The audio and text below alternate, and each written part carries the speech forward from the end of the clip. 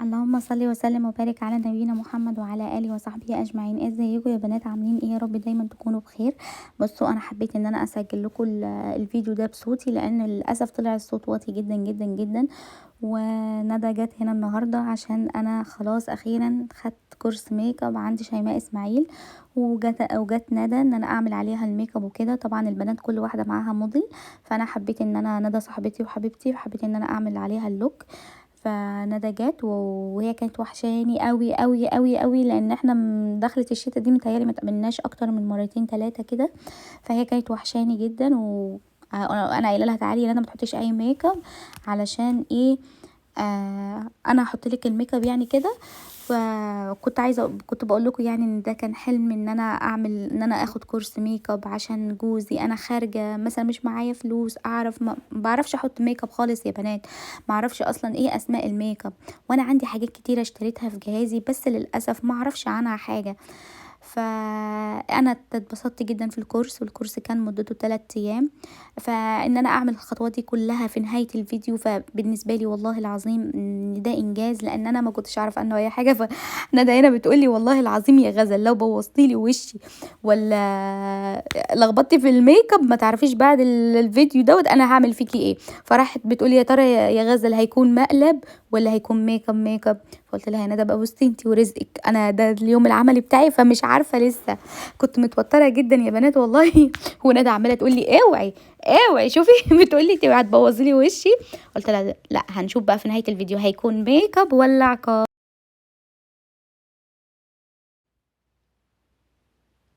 وهنا يا بنات انا كنت بقول لكم يعني ان انا جبت علبه الوايبس كده، وحطيت عليها نقطتين من ميك اب ريموفر اللي هو من جارنيه، عشان انضف البشره قبل ما ابتدي احط البرايمر وكده. وشيماء قالت لنا ان هو احسن حاجه ان هو المنظف الميك اب اللي هو من جارنيه. قالت انا جربت حاجات كتير وده احلى حاجه. وفضلت انا قبل ما ابتدي ندى الميك اب بقى جبت وايبس وكده، وفضلت انضف بشرتها. وهي كانت ندى غاسله وشها كويس، بس برضو طلع مع الغسول بتاع المنظف بتاع الوجه ده، سوري، طلع فيه بقايا ميك اب وكده. فهنا كنت خلصت وبقول لشيماء انا عايزه البرايمر، لان النهارده كان يوم العملي وكان البنات ماسكين البرايمر. بصوا يا بنات، هنا جبت البرايمر ده من كيلو لان، وطبعا شيماء قالت برضو ان ده افضل نوع برايمر هي بتستخدمه للعرايس وكده. فهنا بدأت احط على ندى، جبت كام نقطة كده حطيتهم على وشها. وطبعا حتى شيماء بتوزع البرايمر بايديها. وانا وندى بقى كنا عمالين نتكلم. عايزه اقول لكم ان اليوم ده كان كله ضحك وهزار، ورحمه كمان اخت ندى كانت موجوده وفضلنا نتصور وكده. فقلت لها بقى دي يا ندى احط البرايمر عشان البنات عايزينه، لان برضو معاهم كل واحده معاها موديل وكده، عشان بتعمل عليها الميك اب وكده. وشيماء في الاخر بتحكم اني واحده عملت اللوك وكده.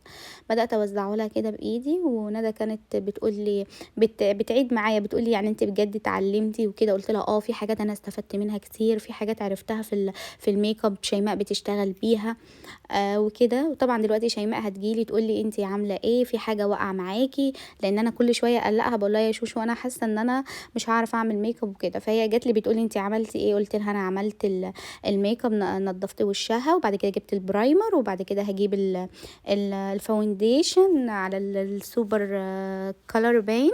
وراحت قالت لها، فضلت بقى تهزر معانا وتقول لنا هو انتوا كده بتاكلوا محشي من غيري وكده، انا بتابعكم وببص عليكم. راحت قالت لي يا غزل، فضلت تهزر معايا وكده، قالت لي ما تاكليش محشي من غيري وكده. فهي بتسالني في الخطوات وانا كنت برد عليها، يعني بتشوفني انا صح اللي انا هعمله ولا لا. فقلت لها قالت لي ندى هتبقى عايزه درجه الميك اب ايه. قلت لها ندى عايزه درجه الميك اب اللي هي المتوسطه. فجابتها لي وبدات ايه تقول لي بصي امسكي الفرشه كده، ان هي متابعاني يعني عشان انا ايه ما اقلقش وكده. وبعد كده انا مسكت الندى وبدات اوزع لها وشها بالفاونديشن. جبت الفرشه بتاعه الفاونديشن. وطبعا دوت في فيديو لوحده في شرح الشوش وهي بتفهمنا وكده وبتدينا الكورس، انا بقى انزله لكم ان شاء الله.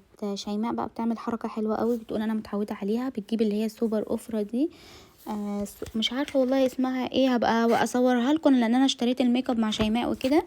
وبتحط عليها الفاونديشن كانها بتعملها باليت. هي باين كومباكت باودر او حاجه زي كده. انا المهم ان انا في فيديو لوحده هقول لكم على الميك اب. فهي بتقولي اهم حاجه بس ما تبوظلهاش الطرحه وكده، بتقولي انا مش عايزاكي خوافه، انت شغاله صح وحافظه الخطوات اعملي. فهي كانت واقفه جنبي يعني بتطمني وتقولي لا انت هتعملي صح وكده. فهي قالت لي ايه، قالت لي بصي امسكي الفرشه كده واعملي زيي، وهتديني دلوقتي الفرشه انا هعمل لها الجنب التاني. هنا يا بنات كنت جبت البيوتي بلندر عشان بقى ادمج لها الفاونديشن وكده، وبدات ادمج لها وشها كويس. طبعا اهم حاجه في المرحله دي الدمج، يبقى يعني تبين وشها ان هو طبيعي وكده. وبعدين يا بنات انا عايزه اقول لكم ان انا لحد دلوقتي متلخبطه بس في الاسامي بتاعه الميك اب.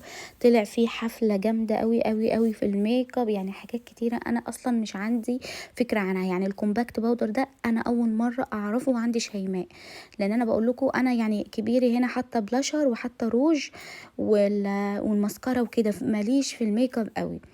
تمام. بس طبعا انا براجع فيديوهاتها وكده واتعلمت. انا عايزه اقول لكم ان انا استفدت وكده، فدمجت لها وشها كويس قوي. وطبعا ندى عماله كانت وحشاني جدا، كنا عمالين نتكلم بقى ونهزر وكده. فشيماء برضه هتجيلي دلوقتي وهتقولي خلاص لا انتي كده دمجتي وشها حلوه قوي، ونشوف بقى المرحله الجايه هنعمل ايه.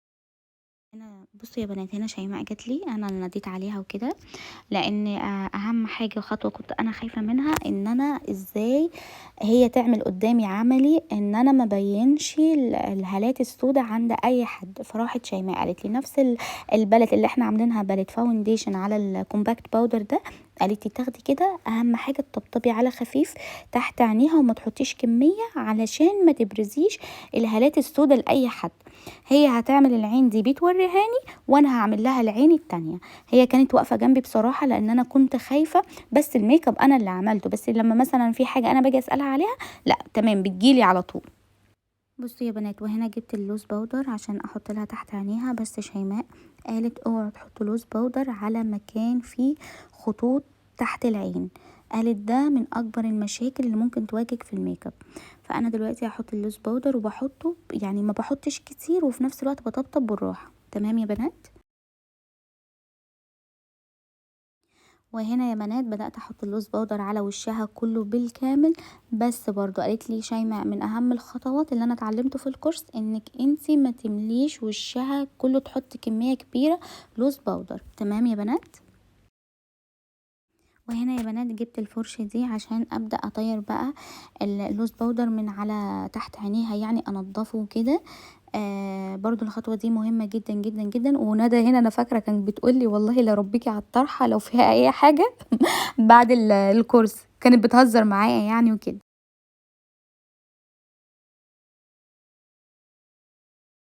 وهنا يا بنات جبت البالت دي برضو، دي اعتقد برضو كومباكت باودر، حطيتها تحت.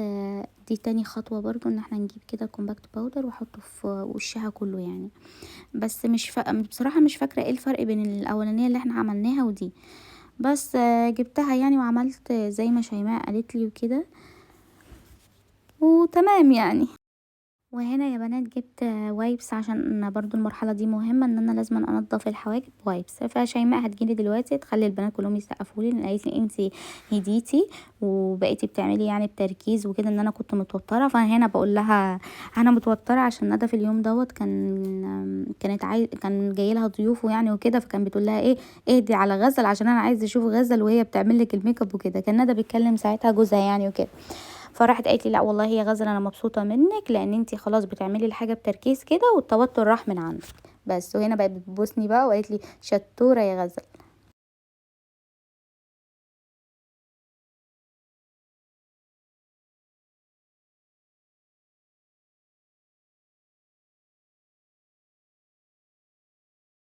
وهنا يا بنات جبت الكونتور بقى، بدات احدد لندى وشها كده. شفتوا بقى الدمج في الاخر يعني وشها كانه طبيعي ازاي. دمجت لها وشها بجد، يعني اتبسطت ان انا عرفت ادمج وش ندى كده حلو. حتى شيماء جت قالت لي لا برافو يعني وكده. فهنا طبعا جت واحده كانت بتاخد معايا يعني جابت الفرشه، كنا كلنا بنخمس في البلد دي. قالت لي يا غزل انا عايزه كونتور، قلت لها اتفضلي يا حبيبتي وكده. فندى راحت بتقولي بصي انا عايزه بعد ما اطلع من هنا مش عايزه اعرف نفسي يعني من الميك اب، عايزاه يكون حلو وكده، عايزاكي تكوني شطوره يا غزل. كان عماله تتكلم معايا ندى بصراحه كانت فرحانه قوي ان انا خدت الكورس بتاع الميك اب ده، كانت مبسوطه يعني. بصوا يا بنات، هنا جبت قلم الحواجب وبدأت ارسم لندى حواجبها شعرة وشعرة وكده. ظبطتها لها يعني، رسمتها لها كويس قوي قوي قوي. طبعا انتوا هتشوفوا اللوك اصلا في الاخر، هتشوفوه عامل ازاي. وهنا يا بنات كنت جبت الكونسيلر وبدأت احط الندى تحت حواجبها، انضف يعني الحاجب وكده. وبعد كده هجيب فرشة تانية عشان بقى ادمجه وتحت حواجبها كده ينور. الخطوة دي برضو حلوة جدا يا بنات، واكيد انتوا كلكم شاطرين اصلا وبتعرفوا تحطوا ميك اب وكده. انا المشكلة كانت عندي انا اللي ما كنتش بعرف احط اي ميك اب. وهنا يا بنات انا كنت جبت باليت الشادو كده وبدأت اخترت اللون دوت، ده الطوبي باين. وبدأت احط الندى كده على عينيها من فوق الشادو. طبعا بجيب فرشة تانية نظيفة وببدأ بقى ادمجه حلو واوزعه. وانتوا هتشوفوا برضو اللوك في الاخر. انا بس مش عايزة اكتر عليكم الفيديو واوريكم كل الحاجات اللي انا عملتها لها يعني. بصوا يا بنات، انا هنا جبت الدرجة اللي حطيتها لها فوق عينيها، برضو هحط نفس الدرجة تحت عينيها وكده.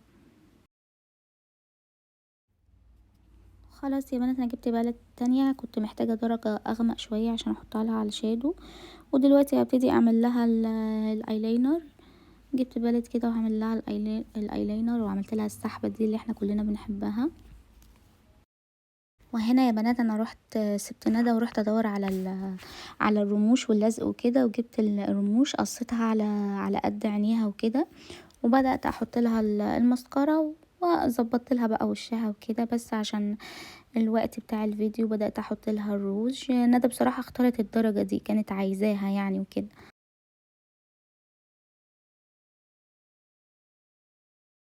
وهنا يا بنات رحت اجيب البودر عشان انضف لها تحت شفايفها وكده واظبط لها اللوك. وهنا يا بنات كنت خلصت ندى اللوك. كنت حطيت لها الهايلايتر وكده وجبتها بقى، وقفنا كده بعيد.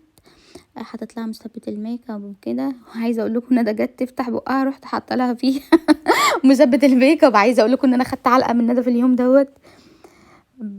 وهنا يا بنات كنت بقول لكم ان انا بصوا مش هتكلم، شوفوا اللوك.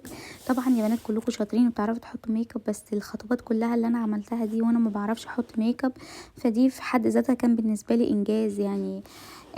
واللي عايزه اقول لكم ان الكورس كمان كان 3 ايام بس، فانا اعمل ده كله لندى لا.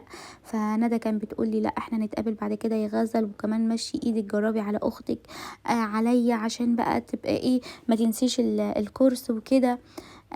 بجد انا فرحت قوي ان انا خدت الكورس دوت، ان انا يعني على الاقل اعرف اسماء الميك اب وكده، وايه الفاونديشن الحلو وايه الميك اب الحلو وايه الحاجات اللي تنفع للعروسه او للسواريه او حاجات كتيره قوي. بعد الفيديو دوت هينزل لكم فيديو تاني نزلنا نشتري انا وندى انا وشيماء ميك اب، وعرفتني المكان اللي هي بتجيب منه وايه افضل الانواع اللي استخدمها.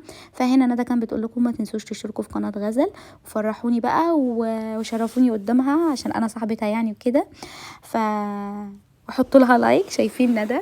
وهنا كنت بقول لكم اشوفكم في فيديو جديد وكده. بس يا بنات بالله عليكم ما تنسوش تشتركوا في القناه وتحطوا لي لايك. وكان ندى هنا برضو بتقول ان احنا ان شاء الله هنتقابل في فيديوهات جايه كتير ونعمل فيها لوكات مع بعض، فاستنوني في الفيديوهات الجايه ان شاء الله.